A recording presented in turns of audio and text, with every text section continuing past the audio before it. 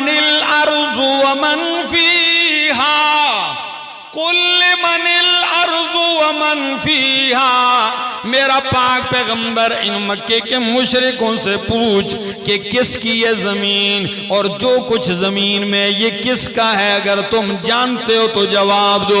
سَيَقُولُونَ لِلَّهِ، اللہ اکبر، سَيَقُولُونَ لِلَّهِ، تو ان قریب یہ کہیں گے کہ اللہ ہی کا ہے، زمین اللہ کی، جو کچھ زمین میں ہے وہ سارے کا سارا اللہ کا ہے۔ قُلْ مَنْ رَبُّ السَّمَاوَاتِ السَّبْعِ وَرَبُّ الْعَرْشِ الْعَظِيمِ،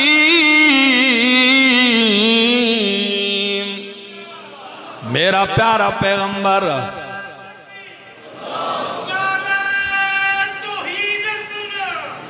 پوچھ ان سے ساتوں آسمانوں کا رب کون ہے، وَرَبُّ الْعَرْشِ الْعَظِيمِ، عرش عظیم کا رب کون ہے۔ میرا پیغمبر ان مکے کے بت پرستوں سے پوچھ، تو قرآن کہتا ہے سَيَقُولُونَ لِلَّهِ، وہ کہیں گے کہ آسمانوں زمین بلکہ ساتوں آسمان عرش عظیم کا رب کون ہے۔ جو مانتے ہیں بولو کون ہے؟ وہ یہی کہیں گے کہ اللہ ہے۔ بلکہ اگلی آیت پڑھنے لگا ہوں، ذرا قرآن کیا کہتا ہے؟ قُلْ مَنْ بِيَدِهِ مَلَكُوتُ كُلِّ شَيْءٍ وَهُوَ يُجِيرُ وَلَا يُجَارُ عَلَيْهِ إِن كُنتُمْ تَعْلَمُونَ، میرا پاک پیغمبر ان مکے کے مشرکوں سے پوچھ، مَنْ بِيَدِهِ مَلَكُوتُ كُلِّ شَيْءٍ، کس کے ہاتھ میں ملکوت کل شیء، ہر چیز کا اختیار کس کے ہاتھ میں ہے؟ وَهُوَ يُجِيرُ وَلَا يُجَارُ عَلَيْهِ، اور وہ پناہ دیتا ہے، اس کے مقابلے میں کوئی پناہ نہیں دیا جا سکتا۔ تو جب پوچھ ان سے کہ ہر چیز کا اختیار کس کے ہاتھ میں ہے، پناہیں کون دیتا ہے، اگر جانتے ہو تو جواب دیجئے۔ سَيَقُولُونَ لِلَّهِ، تو وہ کہیں گے کہ پناہیں دینے والا اللہ، ہر چیز کا اختیار رکھنے والا اللہ۔ تو جب مکے کا مشرک یہ ساری باتیں مانتا ہے تو وہ ان آیتوں کو نکالنے یا بدلنے کا مطالبہ نہیں کر رہا۔ پھر میں پوچھتا ہوں کہ وہ کون سی آیت ہے جو مکے کے مشرک کو چبھتی تھی، جس کے بارے میں وہ کہتا ہے بدل ہو، قرآن بدل دے، یہ آیتیں نکال دیجئے۔ آئیے آج سن لیجئے میرے دوستو، وہ آیتیں یہ ہیں کہ قرآن کہتا ہے اللہ لا الہ الا هو الحی القیوم،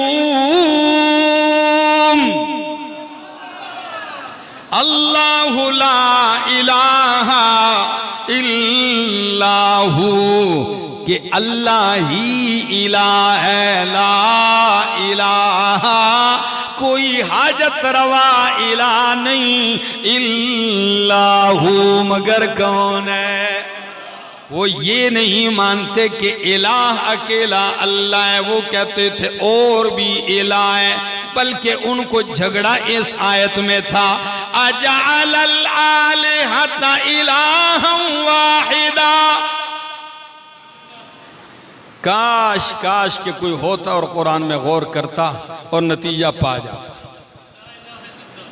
کیا کہتے ہیں اجعل الآلہۃ، کیا اس پیغمبر نے تمام آلہہ کو ایک ہی الہ بنا دیا؟ سب کو رد کر کے، سب کی نفی کر کے یہ کہتا ہے الہ واحدہ، کہ ایک ہی الہ ہے۔ ان ھذا لشیء عجاب، یہ بڑی عجیب بات ہے، یہ ہماری سمجھ میں نہیں آتی۔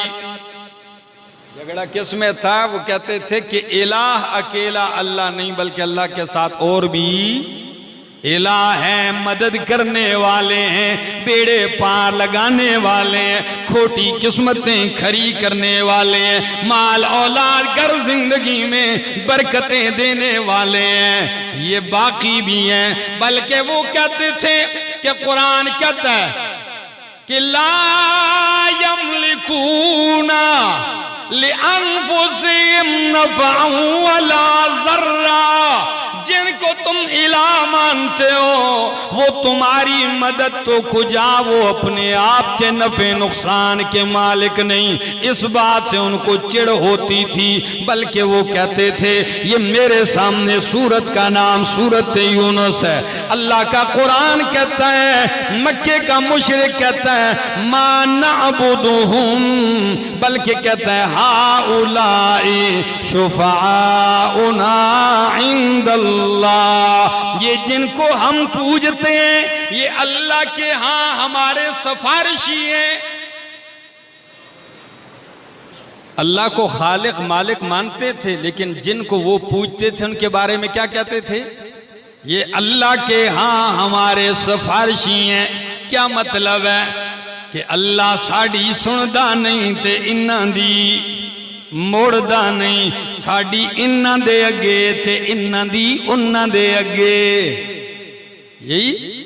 یہ ہمارے سفارشی ہیں۔ اور قرآن تیسرے مقام پہ کہتا ہے، یہ میرے سامنے اللہ کا قرآن ہے اور سورت کا نام ہے سورت زمر، 24واں پارہ ہے، دوسری آیت قرآن کیا کہتا ہے؟ الا للہ الدین الخالص، ہائے ہائے ہائے کیا لفظ ہے، الا للہ الدین الخالص، خبردار کائنات والو سن لو، کوئی شفاعت سفارشی جبری قہری، کوئی اللہ کی بارگاہ میں شراکت دار حصے دار نہیں، بلکہ الا للہ الدین الخالص، دین خالص، خالص عبادت اور